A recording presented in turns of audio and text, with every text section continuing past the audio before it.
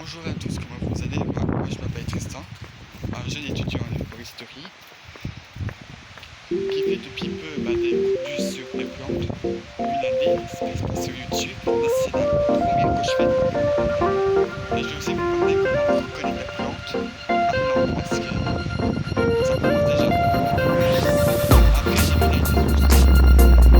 Ça commence à préparer parce que ça commence toujours à se répéter. Tout ce qui est pas les pulmones. Et je vais pas y aller très vite. Je préfère des exemples de voir des activités. Là, ça sera beaucoup plus simple de trouver, de voir. Et c'est aussi pour reconnaître qu'est-ce qu'il y a de différence entre les plantes. Et aussi qu'est-ce qu'il y a de différent parce qu'il y a des comparaisons. Déjà, donc les personnages sont pas en forme. Certains malades sont sont blessés. Donc déjà, les personnages sont mauvais. Les fleurs aussi. Donc les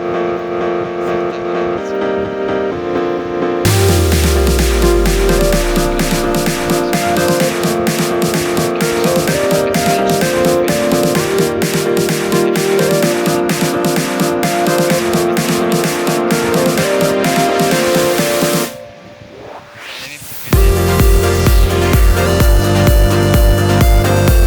autopiques. C'est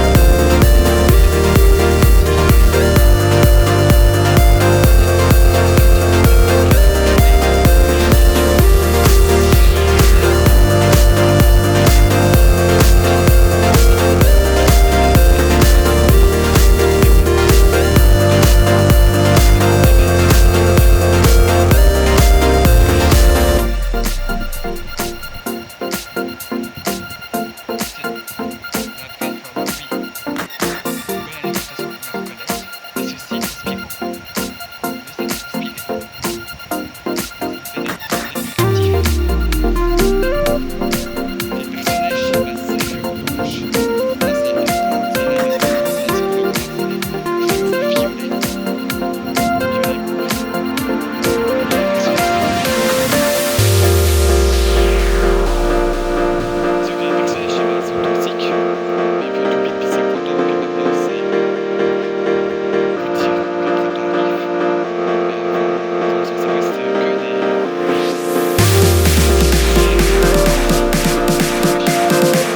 vous souvenez de qu'est-ce que c'est que les déjà quand j'étais primaire, j'ai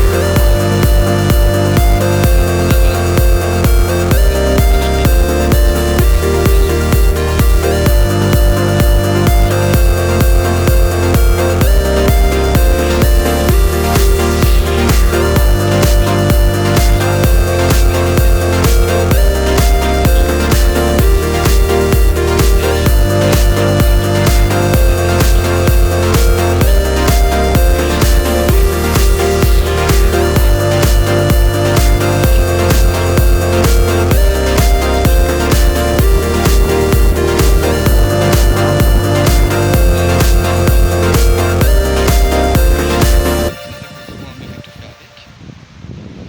Mais chez un médecin qui a la compétence pour l'utiliser, malgré qu'il n'y en a pas beaucoup, et ben ils utilisent comme sudorifique, expectorant adoucissant. Qu'avant c'était pour la digestion et pour les personnes en dépression. Parce que oui, c'est un peu aider les personnes qui sont en tendance suicidaire à l'époque, il y a 30 ans. On a été oublié pendant 20 ans et maintenant ça revient. Parce qu'en plus Napo, en Ukraine, ils utilisent parfois de Napo comme anticancérogène de sein parce que ça ralentit son évolution. Ça fait que ça fait plus de temps, mais pendant ce temps-là, il faut vite trouver. Mais aussi pour les blessures, parce que c'est un cicatrisant sur les blessures qui sont affectées. Quand c'est macéré en alcool et pour des cancers en cataplasme.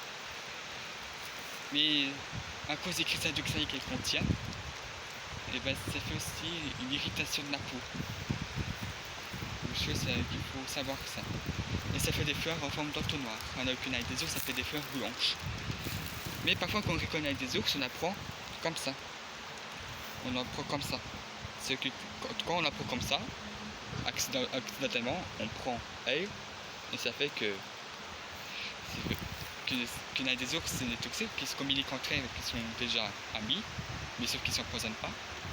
Et quand on apprend et qu'on les mélange accidentellement, bah, ça fait que oui, ça communique des poisons, un peu comme des champignons.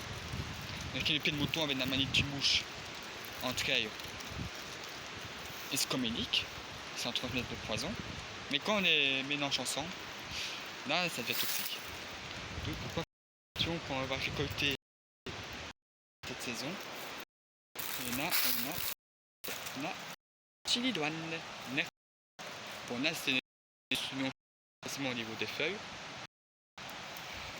Et après ça peut faire des grandes plantes qui fait des fleurs jaunes vifs à 4 pétales. Bon, eux ils sont toxiques, fait qu'on n'utilise plus avant à terme. Pas avec l'accord d'un médecin parce qu'il y a des toxiques. Mais à l'époque on avait une maladie très dangereuse, qu'on avait beaucoup à l'époque. On buvait la tisane de cette plante, et soit ça soignait, soit ça tuait, parce que c'est quand même une plante qui est potentiellement mortelle. Mais c'est fou, c'est que cette plante toxique a donc éliminé un virus qui était avant catastrophique. Donc voilà, on n'en a plus et qu'on n'en fait plus.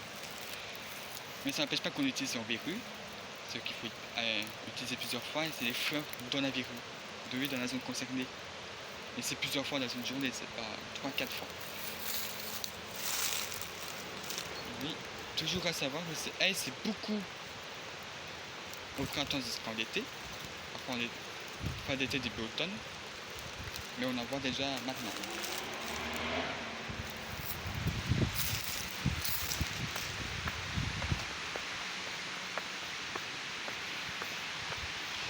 Parce qu'ici, il y a une maison abandonnée, j'y vais assez souvent dans cette maison.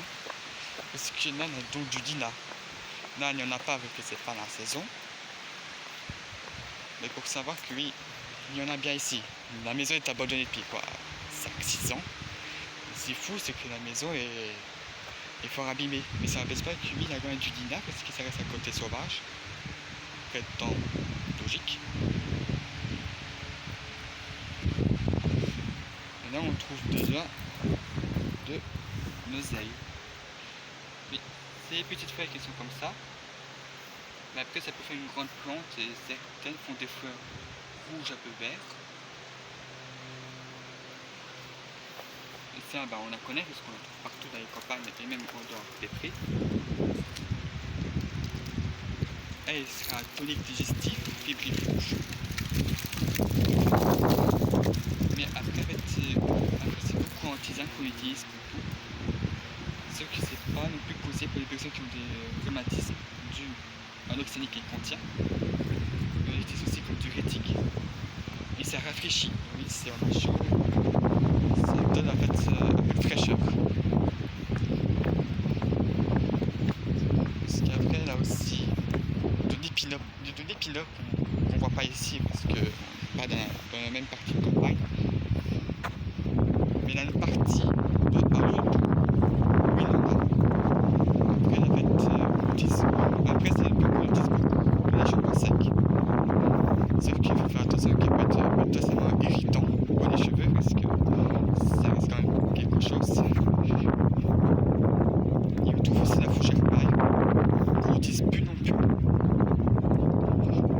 Et pourtant on avait des études dessus et aux accidents qu'il y avait là 50 ans, bah, fougère paille on n'utilise plus, une épinope on n'utilise plus parce que on ne veut plus des irritations.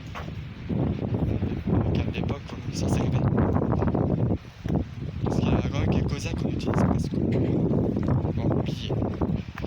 Là on a plein de ronces. Ça on utilise toujours depuis l'Égypte antique. Il est facilement reconnaissable parce que c'est connu. Et ici, et par contre on sait que dans d'autres endroits, il y a du hou. Là, tiens, pas du hou là. Alors là oui c'est une plante oubliée ça aussi. Sauf que c'est pas du vrai hou, c'est du faux parce que normalement ça devait être plus denté. Sauf que là ce n'est pas aussi denté. Normalement c'est plus pointu. Sauf que là c'est pas le cas.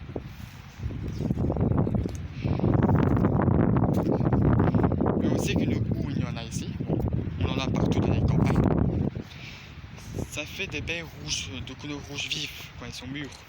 Et quand c'est printemps, on voit des fleurs blanches. Mais les feuilles, voilà, elles sont plus pointues. Ça aussi, c'est oublié depuis longtemps. Que maintenant, grâce aux études récentes, ça revient.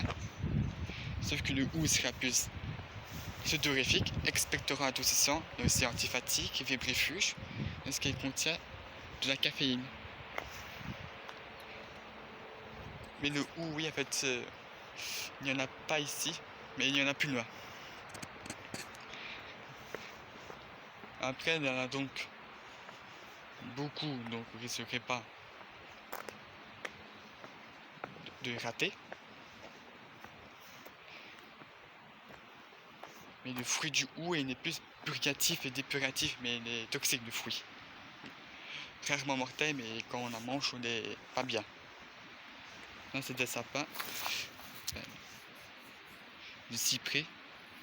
Sauf que la vie, il n'est pas trop bien. Parce qu'il y en a, parfois, ils sont bien. Là, on a encore de la roue plus loin. Ici, il y en a.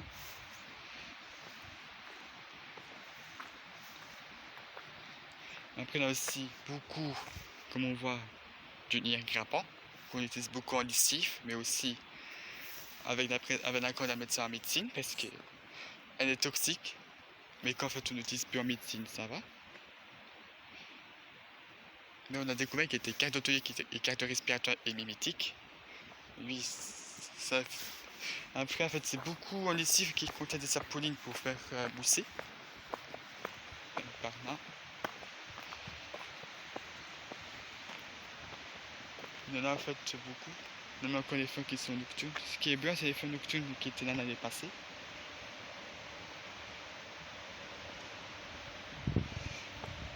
Et voilà. C'était tout pour la première découverte. Parce que oui, après, il y en aura beaucoup à fur et à mesure du temps. Là, comme on est en février, ça vient, mais doucement. Du coup, ça fait que dans un mois, on en aura beaucoup plus. Quand on a des ours qui sera beaucoup plus fréquent, que je ferai une vidéo spéciale là-dessus, peut pas voilà, se confondre des trois. Il y en a certains qui se confondent avec de la roum, mais certains se confondent avec du muguet. Muguet, je sais, on en trouve, mais c'est pas ici, c'est hyper noir. Il faudrait se préparer en avance, c'est très court. Et forcément, les autres, on va les voir plus tard, en floraison. Pas tout de suite, parce que là c'est le début.